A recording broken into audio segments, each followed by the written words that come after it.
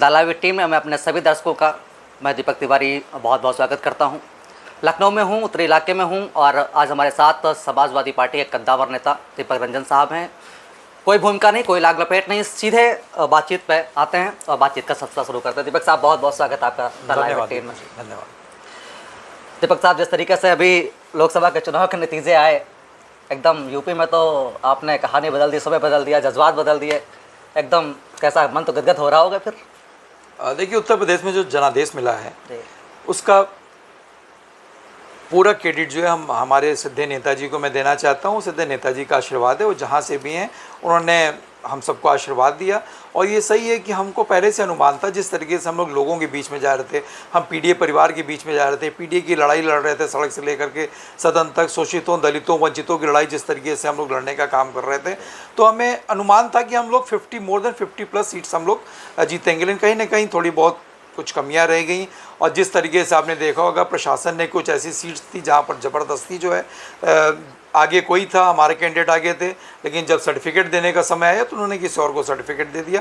तो मैं समझता हूं कि हम लोग का जो अनुमान था 50 से 60 सीटों का, उसमें कहीं ना कहीं हम लोग चूक गए। इसका हम लोग एवेल्युएशन करेंगे कि कहाँ हम लोग से चूक हो गई।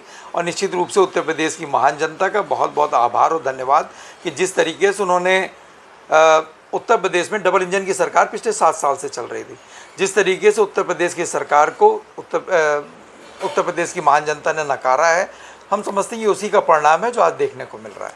तो जिस तरीके से दीपक रंजन साहब, जब जिस वक्त ये लोकसभा के चुनाव चल रहे थे, जिस वक्त प्रचार प्रसार बहुत तेज़ी के साथ था, तो मैं भी ज़मीनी हकीकत को भांप रहा था। आप भी, मैं देख रहा था कि जन जन के बीच में पहुंच रहे थे, गली गली खाक छान रहे थे, लोगों से मिल रहे थे, सपा के समर्थन में मतदान करने की अपील कर रहे थे। तो जीत के बाद अखिलेश साहब ने फिर फ़ोन तो किया होगा? नहीं, देखिए, अभी तो मेरी उनसे बात नहीं हुई, फ़ोन पर बात नहीं हुई, लेकिन ये है कि मैसेज के माध्यम से मैंने उनको बधाई दी, जो रिवर्ट उन्होंने हमें उसका जवाब दिया। लेकिन अभी मेरी बात नहीं हो पाया। जब से परिणाम आया, परिणाम आने के अगले दिन जो इंडिया गठबंधन की बैठक थी, आदरणीय अखिलेश यादव जी इंडिया ब्लॉक की गठबंधन की बैठक में चले गए और उसके बाद कल आए हैं वो, आज वो पार्टी कार्यालय थे, लेकिन अभी मेरी मुलाकात नहीं हो पाई। कल हम समझते हैं कि जितने भी हमारे नवनिर्वाचित सांसद हैं, कल उनकी बैठक आदरणीय अखिलेश यादव जी लेंगे। जिस तरीके से लोकसभा के चुनाव अब की बार आए और बड़ी बढ़त बनाई जो है, उम्मीद से अधिक जो है देखा जाए सही मायने में जो है, क्योंकि पिछली बार जब 2014 का चुनाव था उसमें 5 सीटें थी और अब की बार इतना जो है तेज़ी के साथ वृद्धि करी है। तो क्या लगता है कि आगामी जो विधानसभा के चुनाव होने वाले हैं, संकेत तो मिल गए होंगे कहीं ना कहीं? देखिए, ये नाउम्मीद एग्जिट पोल वाले थे और कुछ गोदी मीडिया के लोग थे जिनको उम्मीद नहीं थी, लेकिन हम समाजवादी परिवार के लोगों को, हम समाजवादी पार्टी के इंडिया ब्लॉक के सभी नेता कार्यकर्ताओं को हमको बहुत उम्मीद थी। क्योंकि जिस तरीके से हम लोग देख रहे थे, हम लोग लोगों के बीच में जा रहे थे, जिस तरीके से हम लोग पीडीए परिवार के बीच में जा रहे थे, जिस तरीके से हम लोग दलितों, शोषितों, वंचितों, नौजवानों के बीच में जा रहे थे, बेरोजगारों के बीच में जा रहे थे, अपनी माताएँ बहनें, उत्तर प्रदेश की महिलाओं के बीच में जा रहे थे, तो जिस तरीके से लोगों के अंदर नाराज़गी थी, तो हम लोग को लग रहा था कि उत्तर प्रदेश में इंडिया ब्लॉक जो है वो बहुत अच्छी मार्जिन से और बहुत अच्छी सीटें जो है जीतने जा रहा है।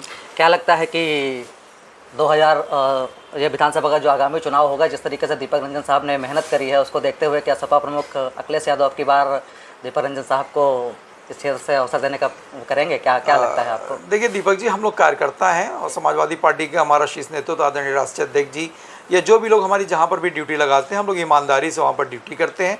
और जाहिर सी बात है, राष्ट्रीय अध्यक्ष जी का आशीर्वाद होगा तो हम लोग लड़ेंगे, लेकिन जिसको भी टिकट मिलेगा उत्तर विधानसभा से, हम लोग मजबूती के साथ उसको लड़ाने का काम करेंगे, उसको जिताने का काम करेंगे। अच्छा दीपक साहब, जिस वक्त ये मतगणना होनी तो उसके पहले ही देश की मेन स्ट्रीम मीडिया बड़ी तेज़ी के साथ अपने एग्जिट पोल दे रही थी। एग्जिट और एग्जैक्ट में दोनों में बड़ा डिफरेंस हुआ। तो उस समय जब आप टीवी पर देख रहे होंगे कि देश की मेन स्ट्रीम मीडिया 350 से लेकर के 401 तक पहुंच गई थी, उस वक्त कहीं ना कहीं तक मन में कुछ संशय या ऐसा कुछ? देखिए दीपक जी, अभी आप ही ने कहा ना कि एग्जिट पोल और एग्जैक्ट पोल में बहुत अंतर होता है। तो हम लोग एग्जैक्ट चीज़ों पे विश्वास करने वाले लोग हैं। हम लोग एग्जिट पोल पे, अनुमान पे हम लोगों ने कभी विश्वास नहीं किया। हमारा अपना खुद का सर्वे उत्तर प्रदेश में था, हमारे राष्ट्रीय अध्यक्ष जी ने सर्वे कराया था, हमारे पार्टी के नेता कार्यकर्ता, हम जैसे लोग जो है, हर लोकसभा में करीब 4 से 5 हज़ार लोग थे। और इनका जो एग्जिट पोल जो ये लोग कर रहे थे, इनका सैंपल साइज़ क्या था?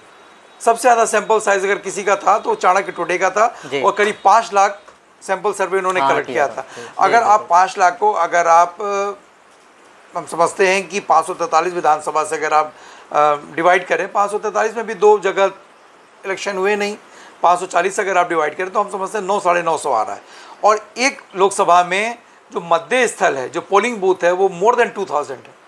तो किस हिसाब से उन्होंने सर्वे किया, क्या इनका सैंपल साइज़ था? मैं भी उस पर नहीं जाना चाहता कि इन्होंने किस एज ग्रुप का इन्होंने सैंपल साइज़ दिया। 18 साल से लेकर के 25 साल तक के कितने लोगों का लिया? जो नौजवान आज की तारीख में जो बेचारा रोजगार को लेकर के दर दर भटक रहा है, माताएं बहनें महिलाओं का कितना उन्होंने सर्वे किया? आज जो महिलाएं, आज उत्तर प्रदेश हम नहीं कहते ये, दीपक जी एनसीआरबी का डाटा कहता है कि एनसी की आज की तारीख में महिलाओं के साथ सबसे ज़्यादा उत्पीड़न कहीं हो रहा है तो उत्तर प्रदेश में हो रहा है। तो हम लोगों के बीच में जाते थे, हम लोग ग्राउंड पे थे, तो हम लोग को पूरी उम्मीद थी कि हम लोग करीब नियर अबाउट हम लोग 40 से 50 सीटें हम लोग जीतने जा रहे हैं। अच्छा। और कई जगह हम लोग लड़ाई में थे, जो लड़ाई आपको दिख रही है कि बहुत कम मार्जिन से हम लोग, अब बाकी जगहों की बात छोड़ दीजिए।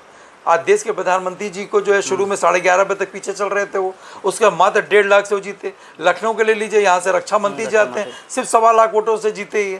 स्मृति ईरानी जी जो इतनी बड़ी बड़ी बातें करती थी, और तो बात छोड़ दीजिए, जो प्रभु श्री राम के नाम को राजनीति में भुनाना चाहते थे, वहाँ की जनता ने किसको आशीर्वाद दिया? ये सही है कि प्रभु श्री राम जी सबको आशीर्वाद देते हैं, लेकिन अयोध्या में प्रभु श्री राम ने किसको आशीर्वाद दिया? ये लोग देखिए, जब इनसे उत्तर प्रदेश की जनता आज की तारीख में स्वास्थ्य, शिक्षा, रोजगार, महंगाई, दवाई, सिंचाई, पढ़ाई के नाम पर और काम के आधार पर वोट देना चाहती थी, जब इनसे काम की बात होती थी उत्तर प्रदेश सरकार की या केंद्र की सरकार की, तो ये प्रभु श्री राम के नाम की चादर ओढ़ लेते थे। काम तो इन्होंने किया नहीं।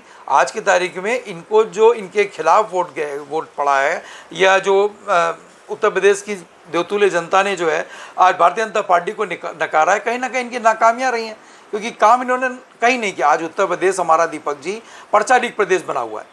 60 लाख बच्चे जो हैं उनके भविष्य के साथ खिलवाड़ करने का काम किसने किया?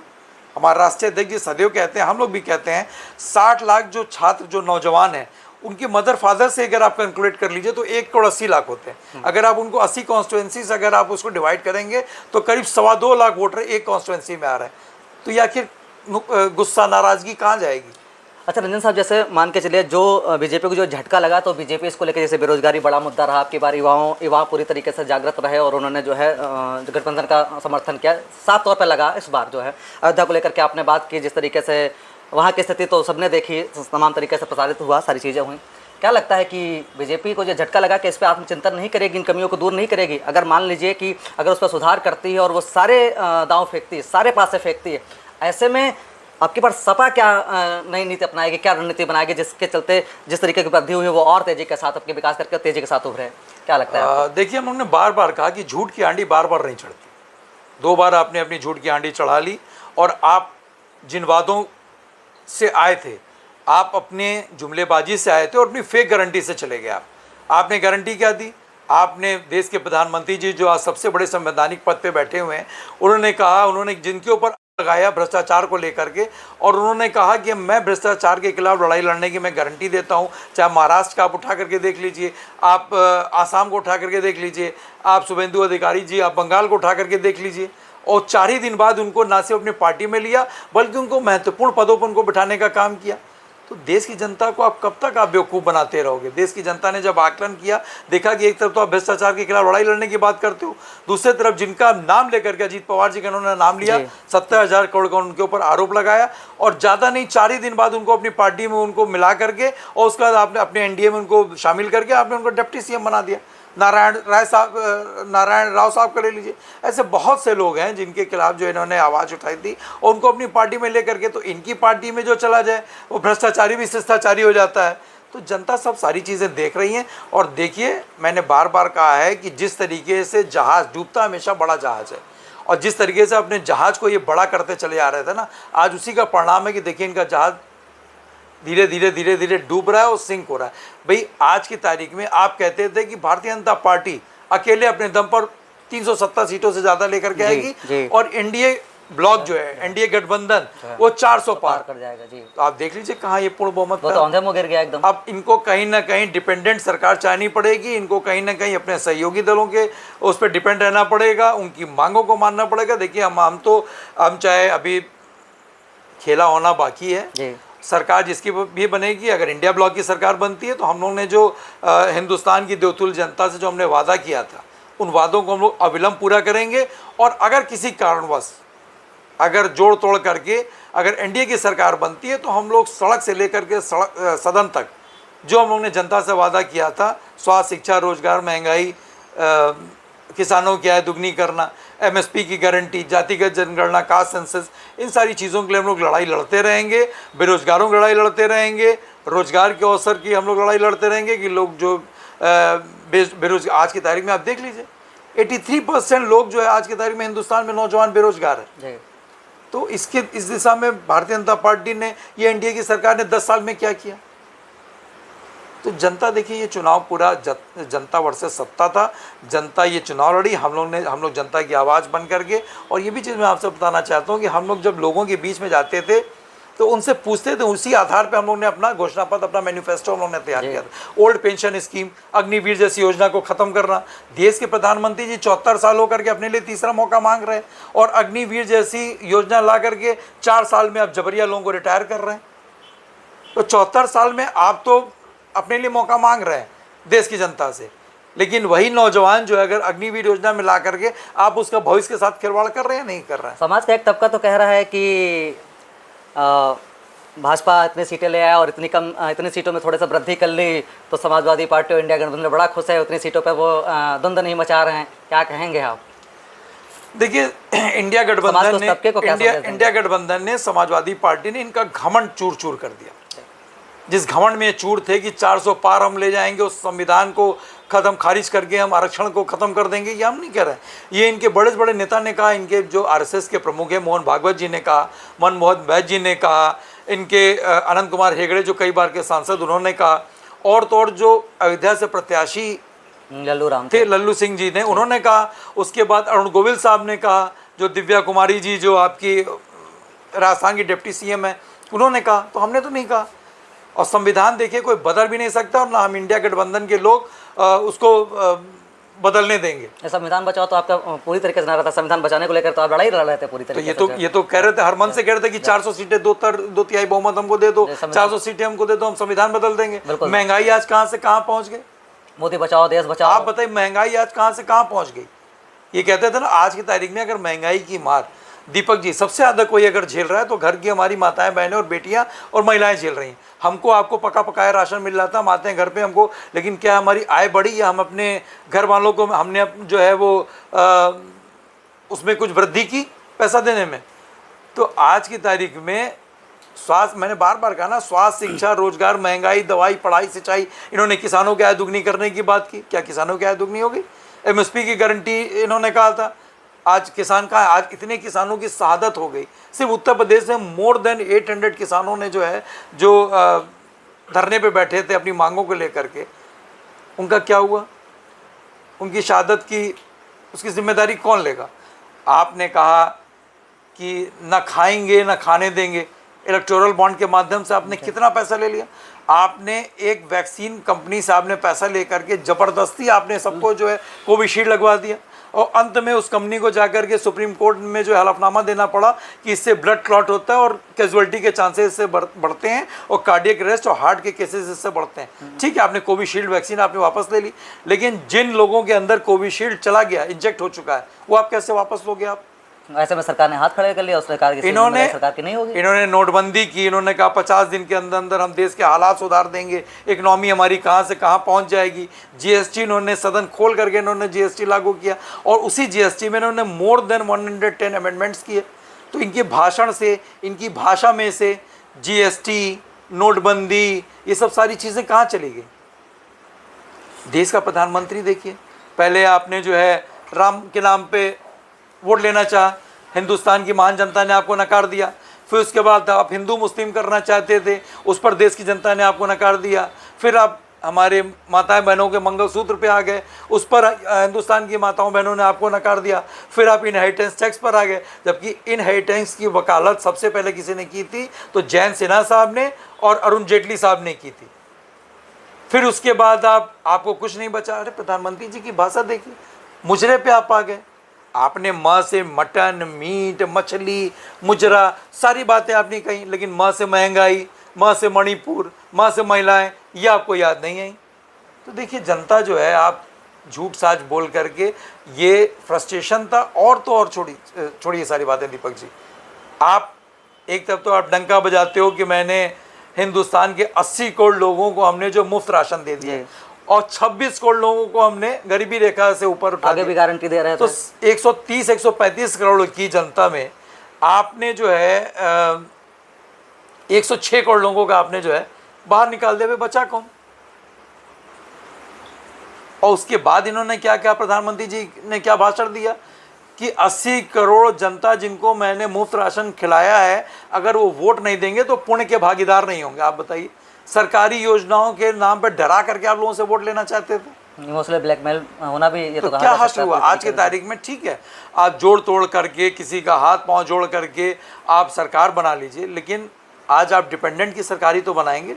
आप कहते थे 370 अकेले भारतीय जनता पार्टी पार करेगी, अकेले 370 सीटें लेकर के आएगी। चलिए बात 370 की हो रही है, वहाँ पे जम्मू कश्मीर में 370 धारा हटाई आपने, बड़ा एजेंडा था, बड़ा एजेंडे में शामिल किया था, बहुत बड़ा एजेंडा था आपका। फिर आप जम्मू कश्मीर में आप विधानसभा का चुनाव लोकसभा के साथ कराने की हिम्मत आपकी क्यों नहीं है? घाटी से आपके 3 प्रत्याशी नहीं उतरे, 3 प्रत्याशियों ने अपना वापस दे दिया, चुनाव लड़ने से मना कर दिया। तो आप बताइए। अच्छा रंजन साहब, जैसे एनडीए तो सरकार बनाने का दावा कर रही है पूरी तरीके से, तो ऐसे में एक सवाल निकल कर मेरे जहन में आ रहा है, मैं पूछ लेता हूँ आपसे। जो ये एनडीए की जो सरकार है, ये लंबी दूरी तय कर पाएगी? क्या कयास लगाए जा रहे हैं आने वाले भविष्य को देखते हुए? जिस तरीके की नीतीश की प्रवृत्ति है, नीतीश कुमार की जो प्रवृत्ति है, उसको देखते हुए क्या लगता है? देखिए, आप आदरणीय नीतीश बाबू जी को आप कैसे कह रहे हैं पलटे? नहीं, उनका जब भी रहा बिहार में सरकार किसी की रही, उन्होंने दल बदला, चीजें करी। देखिए, मैं इस बात से आपके दीपक जी इत्तेफाक नहीं रखता। पलटे हैं वहाँ के सम्राट चौधरी, आज वहाँ के सुशील मोदी जी दिवंगत हो चुके हैं, मेरी श्रद्धांजलि है उनको। पलटे हैं अमित शाह जी, पलटे हैं प्रधानमंत्री, जिन्होंने क्या क्या कहा था नीतीश कुमार जी के लिए, क्या क्या नहीं कहा। नीतीश कुमार का भी तो ये बयान आया था ना कि मैं कभी भी, मैं समाजवादी पार्टी के साथ में उसके साथ में साथ हूं, और आखिरकार उन्होंने जाकर इन्होंने भी तो डीएनए टेस्ट कराने की बात कही थी और कहा था कि हम नीतीश कुमार को, इनकी पार्टी जेडीयू को कभी अपने दल में शामिल नहीं करेंगे।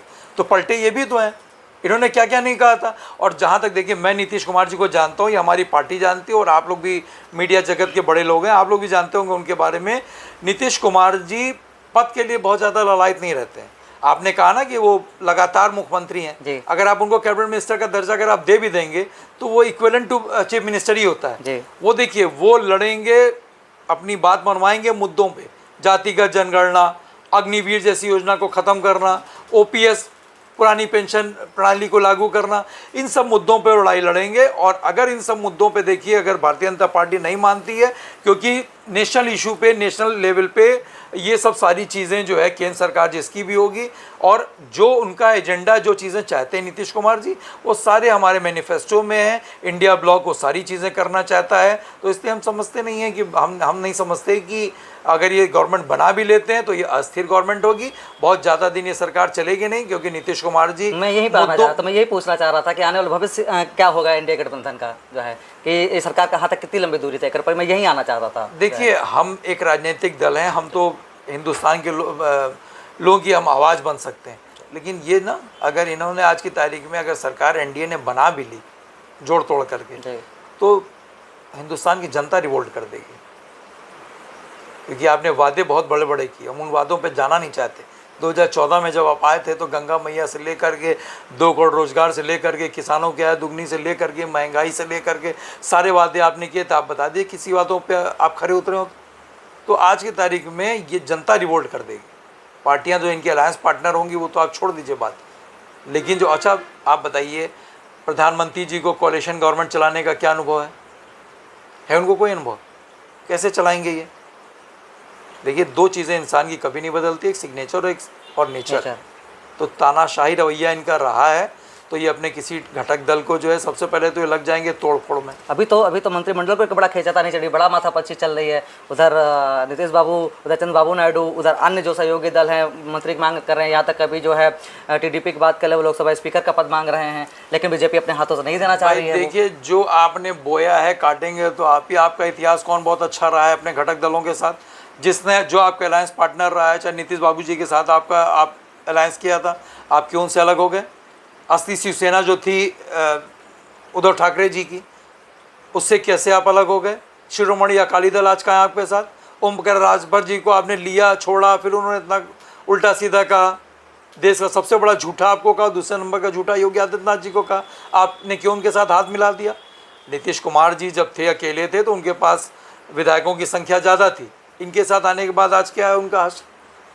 मुझे 2019 का वो चुनाव याद आता है कि जब ये नीतीश बाबू 16 सीटें निकाल करके लाए थे, उस दौरान 2 मंत्री दिए गए थे। आज तो समय बदल गया, समय बड़ा बलवान होता है, आज तो किंग मेकर की भूमिका में। देखिए हम वही तो कह रहे हैं कि आज की तारीख में हम जिस भूमिका में भी हैं, चाहे समाजवादी पार्टी हो चाहे इंडिया गठबंधन में हो, हम लोग बड़ी मजबूत भूमिका में हैं और हम लोग दलित शोषित वंचित पीडीए की, नौजवानों की, किसानों की, महिलाओं की आवाज़ हम लोग सदैव उठाते रहे हैं और आगे भी सड़क से लेकर सदन तक हम लोग इनकी लड़ाई लड़ते रहेंगे। चलिए, बहुत बहुत धन्यवाद दीपक साहब आपका जो है समय देने के लिए। आके कोई संदेश हो हमारे दर्शकों तक पहुंचाना चाहते हैं तो अंतिम 2 शब्दों में जो है दे दीजिए। देखिए, मैं चाहता हूं कि आपका चैनल खूब आगे बढ़े, खूब तरक्की रहे, निष्पक्षता की जो है ये बुलंदियों को छुए और जिस तरीके से आज की तारीख में सही है, अब मेरी बात को अदरवाइज लेने वाला नहीं है दीपक जी, लेकिन जिस तरीके से आज जो मीडिया लोकतंत्र का एक मजबूत स्तंभ है और जिस तरीके से मीडिया का ग्राफ जो है जिस तरीके से आंकड़ा देखा मैंने जो है नीचे आया है, मैं समझता हूं कि उस आंकड़े को आप लोग और ऊपर लेकर के चलेंगे, एक आईने के रूप में काम करेंगे, सरकार और जनता के बीच में आप लोग फ्लाईओवर का काम करेंगे और आईना सरकार को समय समय पे, अगर जनता के हितों पे ये सरकार खरी नहीं उतरती है तो आप लोग सरकार को भी आईना दिखाते रहेंगे, चाहे उत्तर प्रदेश की सरकार, चाहे वो हमारी हो, इंडिया की हो या एनडीए की हो, किसी की भी सरकार। बिल्कुल, ये मैं अपनी तरफ से आपको विश्वास दिलाता हूँ। चलिए, बहुत अच्छा लगा। Thank you.